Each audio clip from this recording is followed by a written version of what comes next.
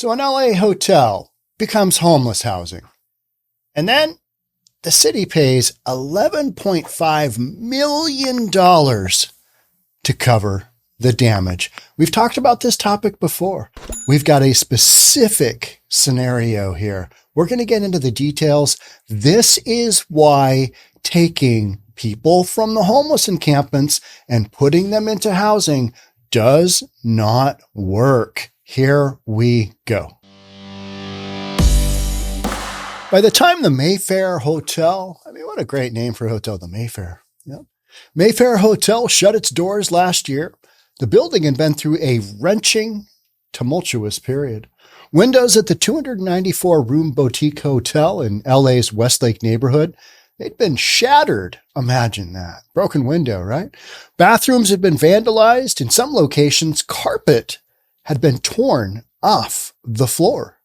Participant in 1516 threatened staff. Security, destroyed property, screamed, yelled, cursed. Everything went wrong with her, inside and outside the building. This was written by a worker with Helpline Youth Counseling Incorporated, a service provider assigned to the hotel in early 2022. Those and other incidents were described in emails sent to the city of Los Angeles during the final 6 months of the Mayfair's participation in Project Room Key. Here's your room. Here's your key. Good luck with that. That's a federally funded initiative that transformed hotels across LA into temporary homeless shelters. The emails, copies of which were obtained by the Times, depict a staff of security guards, nurses, hotel managers, and others grappling with drug overdoses, property damage, and what they characterize as aggressive and even violent behavior. So when people say, hey, the homeless they're not harming anybody, they're not hurting anybody, just let them be. Well, you got to remember that is not true. This is their behavior. And why is their behavior like this? Well, they're either mentally unstable and they're taking drugs, or they're mentally unstable and or taking drugs. Take your pick, right? They've probably got combination of the two. They've got mental issues, they turn to drugs, and this is how things end up. Not all of them, but enough of them to cause this kind of damage consistently. Around 10 a.m., a male in 1526 assaulted another resident in room 726. Security guard wrote in March 2022. The situation was quickly broken up and 1526 was escorted out by police. Would you see this behavior if somebody was stone cold sober and was trying to get their life back on track? Probably not, right? So the whole argument that getting housing first, that gives them a position to get stability from, to me, it doesn't make any sense. You got to get these people the help that they need, and just putting them into a hotel room, that's not going to do it. They need treatment of sorts, right? Or jail. Put them in jail. Some of these folks are straight up criminals, beating people up, starting fights. That's what happens when you assault somebody. You should go to jail. Now, if you've got somebody that's mentally, got major mental issues, that's when it gets murky, right? The city has quietly paid the hotel's owner $11.5 million in recent months to resolve damage claims filed over Project Room Key. Now, Mayor Karen Bass wants the city to purchase the Mayfair and convert it into homeless housing once again. It worked so well the first time with $11.5 million and needed repairs. So why wouldn't we just make this a full-time gig? Rinse, repeat, rinse, repeat. Where have we heard this story before? Well, I have told it about the Skid Row Housing Authority converting a bunch of old buildings back in the was it 1990s? I think it was. Everybody went on this kick. Well, we got all these homeless people and we got all these buildings. Let's go ahead and convert these buildings into single room occupancy, dormitory style, single room occupancy housing for the homeless. We'll just convert them and it'll be fine. It'll work out great. Well, the buildings need a lot of work, both on the exterior and then over time, those old buildings are going to need, everything renovated. So number one, you got an old building. And then number two, the residents that they moved in, Skid Row Housing Authority, Exact same description here. They just go in and they tear up the rooms. And then they'll go in and they'll remodel the rooms, and then they'll move that, same person back in, and they'll tear it up a second time, and they'll move them out and get them the help that they need temporarily. And third time, a third time's a charm. This is going to work out just great. I mean, what could possibly go wrong?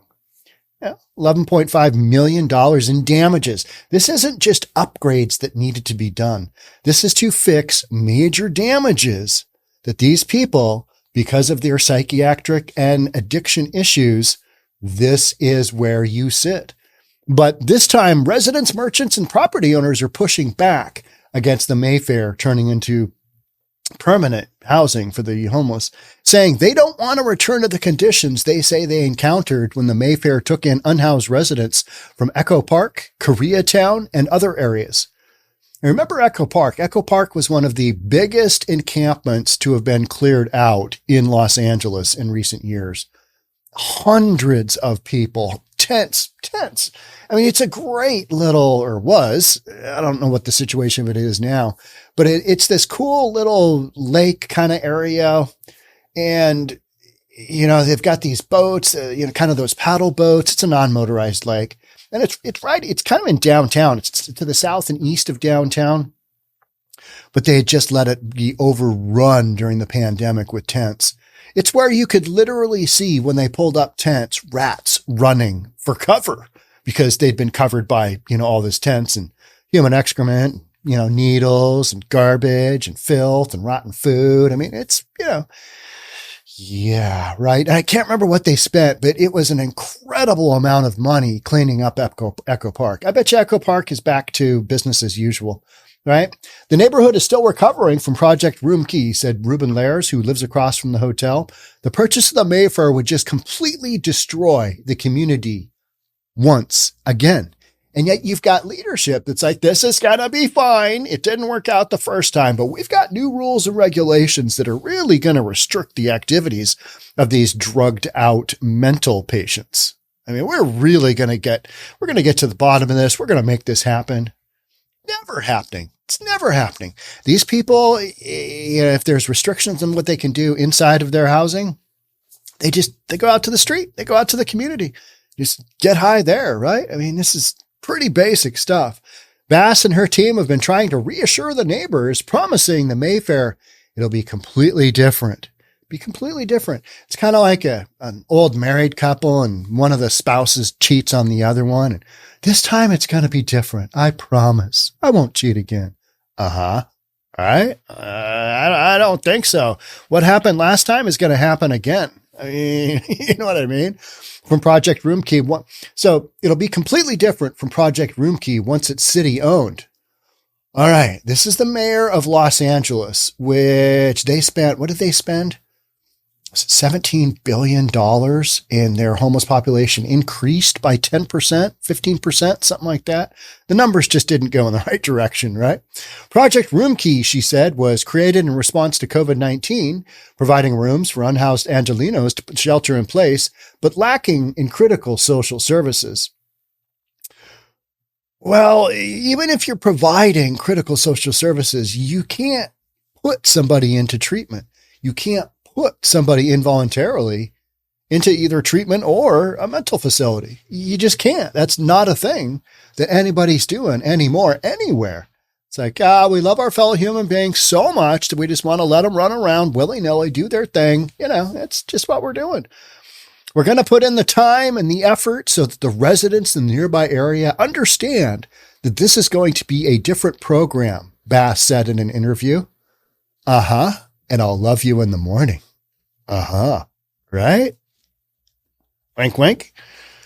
It's going to be different this time. I promise. I won't cheat on you again. It's like, all right, if you got the pattern there, obviously the pattern's probably going to keep on going. If you've got something major that you're going to point to and tell me, this is the defining difference between where we were and where we are. These people have addictions and they're whacked out of their mind. That's why they're ripping hotel rooms apart. Now, unless you fix that before they go into said hotel room, before they go into that community, guess what? You got much of the same. Don't lie to me. It's going to be different this time. It's going to be different. I promise I won't cheat on you this time. It's going to be different. I mean, this is just what we're doing. All right. Trust me. Trust me. The city council is scheduled to vote on the purchase Friday, paving the way for the city to spend more than $83 million on acquisition, renovation, and upgrades to the Mayfair, a figure that is on top of the money paid in damage claims. You're just throwing money. You're just throwing money at something that, you know what? It'll never work. It's not going to work. This will never work. I mean, how hard is it to figure this out? It's not that hard to figure out. You're like, all right, here's the situation. Unless you change that, nothing's going to change. In the 48 hours leading up to the vote, the Mayfair proposal is slated to go before 3 council committees, one devoted to homelessness, another dealing with government operations, and a third focused on the city budget. Councilmember Eunice Hernandez, who represents the area, has declined to take a stance on the project, saying she is still evaluating it and taking input. All right. Well, so that's the article. The real issue there is Los Angeles is got a wildly out of control houseless, homeless, unhoused issue, however you want to say it. I don't really care because they all mean the same thing to me. And for me, the vast majority of folks that are living in encampments throughout the United States, they're addicted to drugs, period. So until you address that portion of the equation, the rest of the equations, the whole housing first, it's not really going to work out all that well. And I understand that if somebody really wants to get sober, it's very difficult to get a job without a consistent address. It's very difficult without a shower, without a place to have your clothes. I understand that's difficult, but to me, it's way more difficult if you're whacked out on drugs because you can't even get to that initial step of, okay, how am I going to work my way through this? Because when you're on this stuff, when you're on either the meth or the fentanyl or whatever it is, your ability to make decisions that are going to help you get out of where you are slim to none. I mean, slim to none. And your ability to get to that point till you bottom out it's not going to happen. So just, throwing some people in housing, we're watching in real time how that goes. Had the exact same thing down in multiple cities here in South King County. Where the homeless government would say, hey, we need to take down XYZ number of rooms in your hotel. And then the hotel would say, well, here's your bill for the damage. And it would literally invariably be in the multi-millions. Who wants to run a hotel like that? Who wants to have a hotel like that? I mean, nobody. And because you've had this hotel in the community for years and years and all of a sudden becomes homeless. We've got a couple here in Bellevue and in Kirkland, just up to the north and west, that the King County has purchased big hotels. One was a La Quinta Inn and another was a Silver Cloud Inn. 150, 160 units per hotel, something like that. And so the county has bought them and they're going through all these processes. They're just going to get ripped apart and you're just going to have a whole bunch of homeless people roaming throughout the community. And I see that because one of them is 1.5 miles, 1.2 miles from my home. So as I drive from here in Bellevue in my office on Bell Red Road and I go, east to my home, it's a 7 minute drive. I see people, dudes out without their shirt on, sagging pants, and they're just yelling at traffic. Saw a guy yelling at a building in downtown Bellevue. I mean, they're whacked out on, whatever it is. They're just, and then you see the shopping carts roll up. They're coming from Seattle. They're coming to over here because we've got available housing and they're being sent over here. Or they're being sent from somewhere down south, Burien. It's Washington State. We've got homeless out the ass here. Let's be honest. We just do. It's no different than Oregon and Portland and just all the way from Canada, Vancouver, BC, Bellingham, Everett, all the cities along the West Coast here, Seattle, just on down into Oregon. It's just a plethora of homeless encampments. Olympia is loaded with tents. So, it's not, these are not things that haven't been tried before, but it's always a case of, not in my backyard. And the reason people don't want them in their backyard, because they don't want a bunch of drugged out, whacked out nut jobs coming into their community. And I think that's fair. So then the question is where do you put them? Away, far away. Then that's not really the answer either, is it? You got to get them some help. You owe it to them, I think, to get them some help. We used to help people, but then we decided that all those people being sexually assaulted in the insane asylums, we can't have that either. And so based on compassion, we're just letting them run around on the streets, and, addiction to death is essentially what's going on with a lot of those folks. And when I say that, I'm not just jokingly saying that. The average age in King County to live is like 76 years old, 77 years old. The average age of somebody in a homeless encampment is 50 to 51 years of age.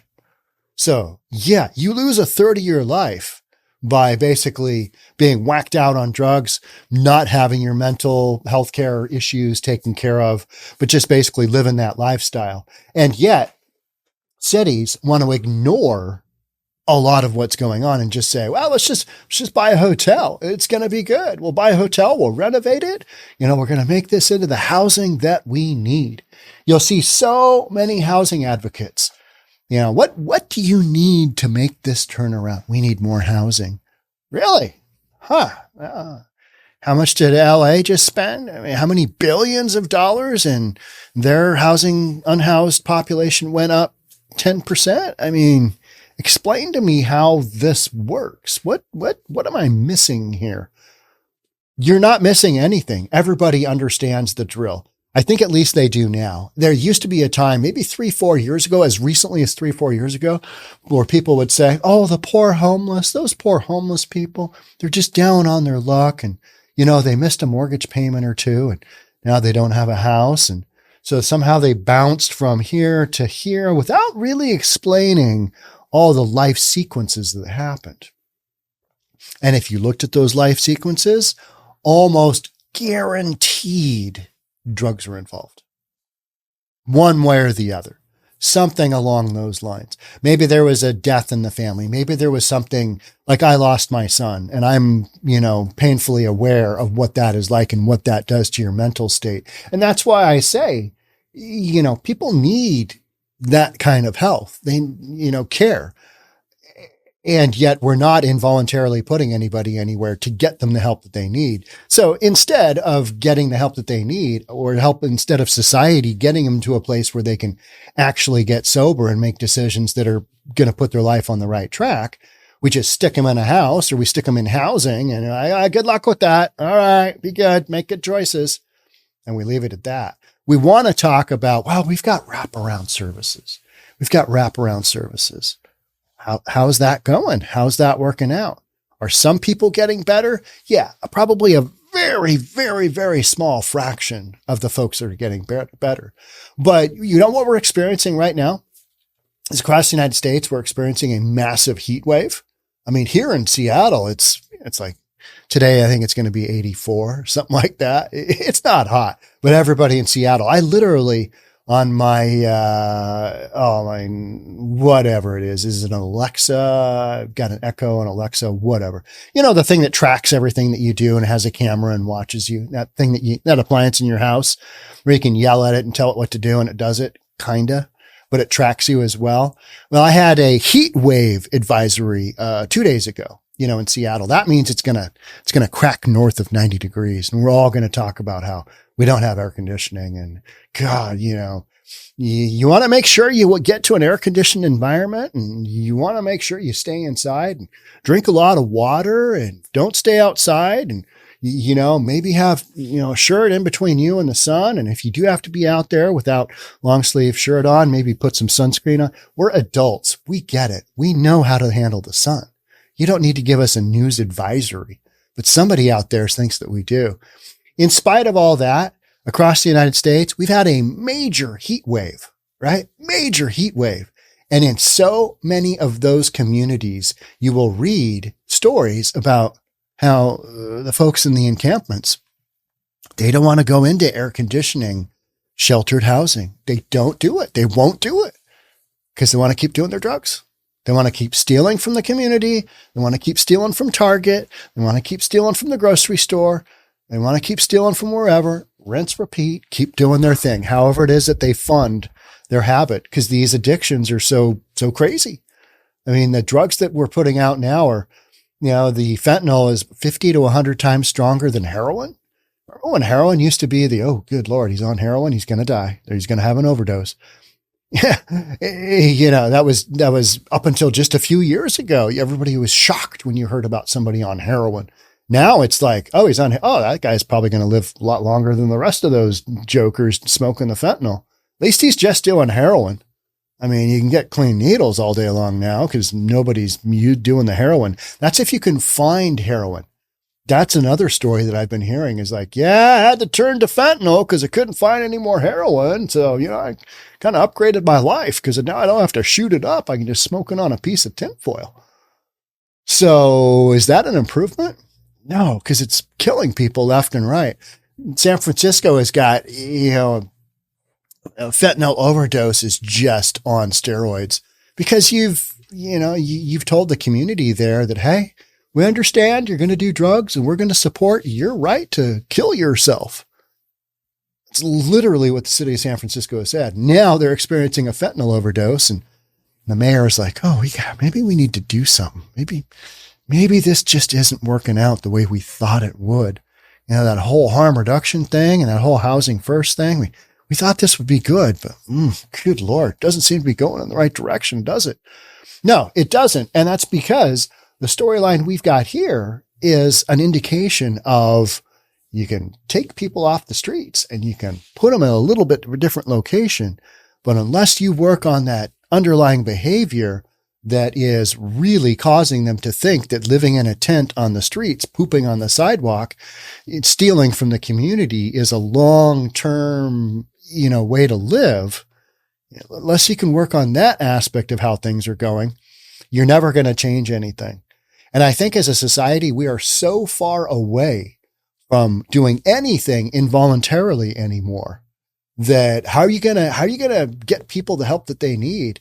Because you're going to need to shove it down their throat. And even if you are in a strong family environment, trying to get your loved one into treatment, it is a task. Because number one, they have to agree to go. Number two, you got to figure out how you're going to pay for it. Maybe it's insurance. Maybe if you've got really good insurance, but that individual needs to have a job typically to have really good insurance, or they're on the family plan. But oftentimes, so many times, kids are kicked off family plans because mom and dad have basically cut off, any kind of contact with the kids because it's been one train wreck experience after another. And then you got to kind of go into that tough love thing, which is you're on your own. We are no longer able to help you out because you have rejected our help time and time again. So we've got to kind of hunker down and cover ourselves. So you need to figure this out on your own. And no, you can't stay in my driveway in your car. You belong out there because that's where you go when the choices you've made put you in a position where you don't have a job, you don't have housing, you don't have a means of supporting yourself, and you're wildly addicted to drugs.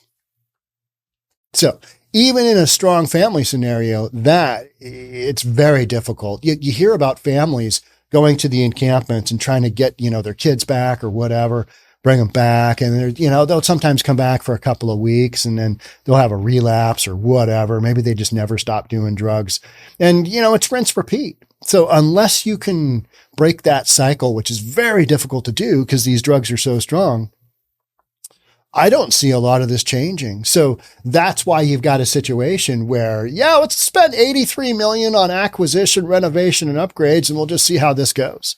We'll just roll the dice. And, last time it didn't turn out all that well, but I'm willing to, roll the dice again and just see how this goes. But the members of the community, they remember how it was last time, right? They remember. It's like the ex-wife or the ex-husband. I promise it'll be different this time. The ex remembers, the one that got cheated on, remembers, oh yeah, that wasn't, maybe I don't want to do that. Maybe I want to, find somebody else. And the community is saying, no, we don't want that influence back in our neighborhood. We'd like it to be a real hotel again. Imagine going from a boutique, really nice hotel to a basically homeless housing. And it used to be back in my day, you would have housing for you'd have flop houses. You would have, all these things for people that basically were on the dole, for lack of a better word. They're on welfare. They're on some kind of subsidy because they're mental or whatever. They're disabled, whatever. We used to have those housing like what we're talking about. But because you didn't have the kind of drugs that you do now, I think the behavior was wildly different. And you didn't have this aggressive, violent behavior that you have now. And you'll see it literally, people walking to these projects. You can just see how it's just not going to go well. There's going to be a day where that person does the exact same drugs they're doing, and they're going to do something, and somebody's going to do something else to them. And then that's when you read, all right, yeah, we had a shooting at this intersection. You had one random person shooting another person. Okay, excellent. I'd love to have that in my community. Bring it on. I'd love to. I mean, that's what I'm looking for in my community, right? No. And the Mayfair is no different. So local community members, you know what'll happen? It's going to go before the 3 council committees, one devoted to homelessness, one government operations, and the other city budget. It's just going to sail right on through because they got to do something. They got to be able to point to their constituents and say, here's what we did. We're working on this housing. And that's what they're going to do. I mean, it's as simple as that. That's what King County does here in my neighborhood. They just shove it down your throat. Don't really care that, we're putting in La Quinta, you've got a preparatory school on the same block, and you've also got kind of a kinder care on the same block. I'm sure that'll work out just fine. Some whacked out nut job on drugs, seeing a 17-year-old girl. I'm sure that'll be just fine. I wouldn't worry about that at all. It'll be good. I mean, those kids got to learn at some point in time, right? Yeah. I don't want it in my community either. So it's always not in my backyard. But then the argument is, well, whose backyard do we put it in? And that's where I say, well, it shouldn't go in anybody's backyard. You should have facilities and treatment to take care of some of these folks. And yet you don't. So when that happens, that's kind of on everybody, right? But there's no good solution. Especially not right now, because in a lot of these communities, you do not have the facilities to send people to, even if, people were willing to go, just not there. So, a tiny fraction of people are getting the help that they need. We're basically just failing people left and right. But don't worry, just buy a hotel, stick them in there. It'll work out. $11 million in damage later. I'll just keep stroking the taxpayers' check money. It'll work out. It'll be good. It's all fine. 2 thumbs up, right? Yeah. This is what we're doing. I don't see it any other way. You might argue with me on it, but don't care. It's my podcast. Thanks so much for being here on this one. I'll catch up with you in the next one. Bye for now.